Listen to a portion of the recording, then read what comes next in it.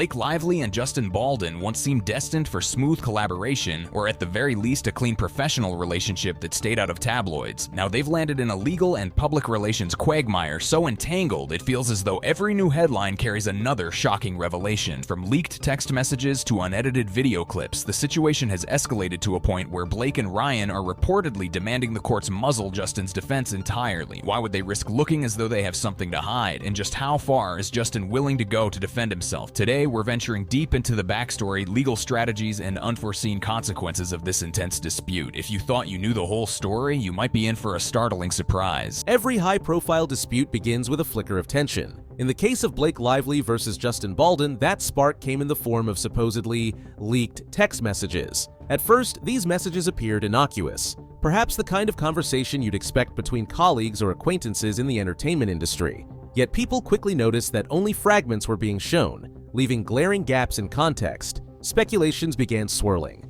Were these messages meticulously edited to cast Justin in the worst light possible? Rumors intensified when gossip outlets started reporting on the content of these alleged messages, claiming they were definitive proof that Justin was manipulative or controlling. As one might expect, fans and critics were whipped into a frenzy. After all, one of America's most recognizable faces, Blake Lively, isn't typically associated with messy legal showdowns. Suddenly, the focus wasn't just on the messages themselves, but on how they had been obtained. Whispers circulated about potential hacking, unauthorized access to Justin's private data, or clandestine collection of phone records. Alongside the swirling speculation, Blake's team released strategically worded statements. They seemed intent on portraying these texts as part of a broader pattern, hinting that there was far more behind the scenes. The tabloids, forever hungry for the next big headline, jumped at the chance to portray Justin as some kind of mastermind. Yet observers familiar with these Hollywood spats noticed a potential discrepancy. If these texts were truly as damning as claimed, why not show them in full? And why were crucial chunks or entire conversations missing? But that wasn't the whole story. As the firestorm raged, another bombshell dropped. Blake Lively and Ryan, her partner in business and life, filed a motion in court requesting a gag order. On the surface, a gag order might sound like a legitimate legal tool.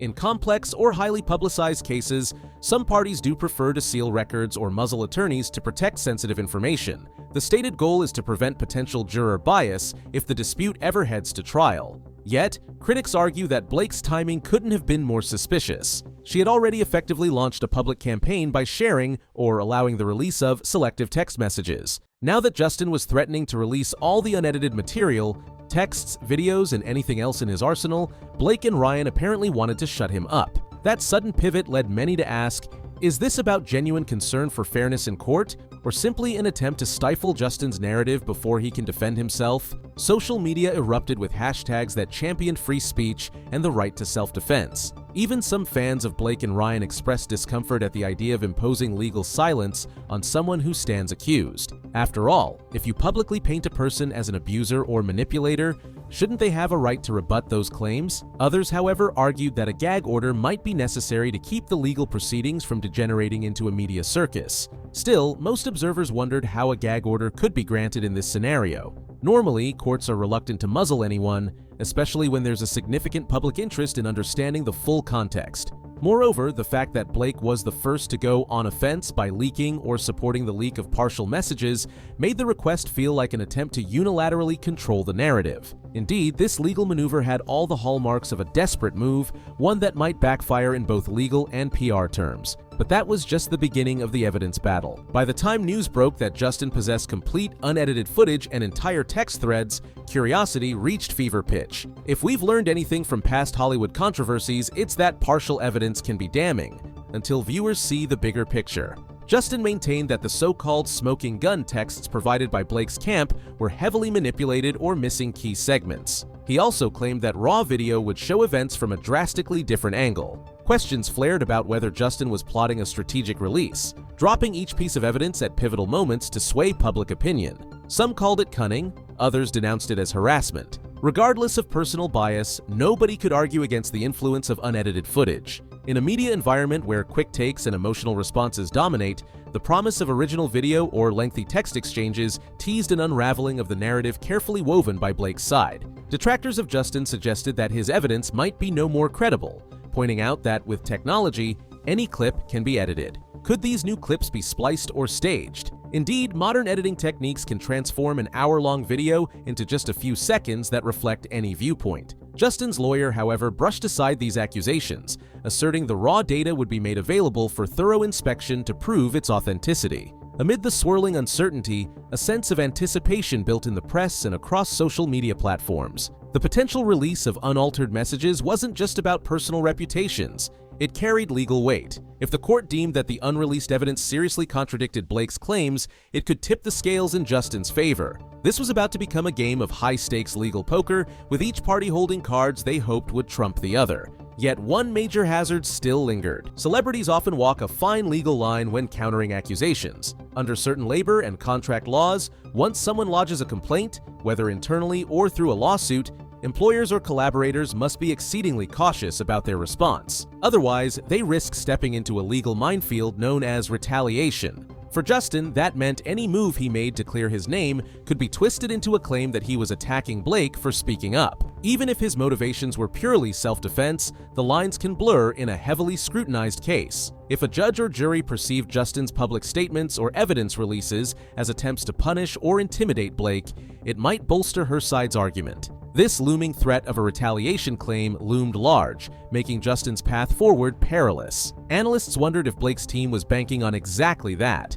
By labeling every new statement from Justin as an attack, they could craft a broader narrative. First, she's allegedly a victim, and now she's being further victimized for daring to speak out. In the media, that storyline can be powerful, especially when a beloved figure like Blake is the centerpiece. It also puts Justin in a challenging position. If he stays silent, her allegations go unrefuted. If he speaks too forcefully, she gains potential evidence of retaliation. Many legal experts chimed in, noting that defamation or harassment suits sometimes collapse under the complexities of retaliation clauses. The best defense, they said, would be to present all evidence in a calm, systematic manner. No inflammatory remarks, no personal jabs, just factual statements and documentation. A tough balance to strike in an industry that thrives on sensational headlines. Still, none of this could overshadow the reality that public opinion matters a great deal in Hollywood. In today's hyper-connected world, social media can feel every bit as impactful as a courtroom. Once the scandal gained traction, fans and casual observers alike turned to Twitter,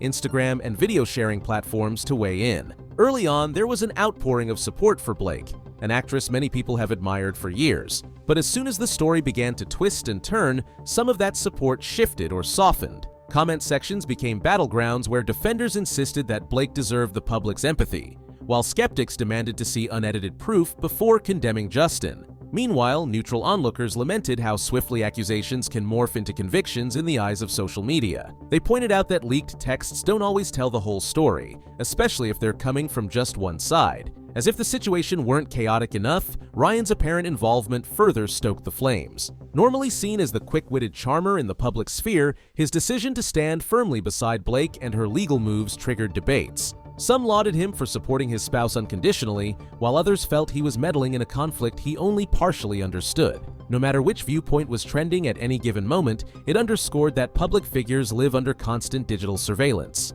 With fans, influencers, and even fellow celebrities chiming in, the lines between rumor, speculation, and fact began to blur. One thing was certain, though. Whichever side ended up proving its version of events, the damage to reputations was already done. Hollywood watchers surmised that entire brand deals, future movie roles, and personal credibility were at stake. And when reputations are on the line, few celebrities will let sleeping dogs lie. But that leads us to the crucial question.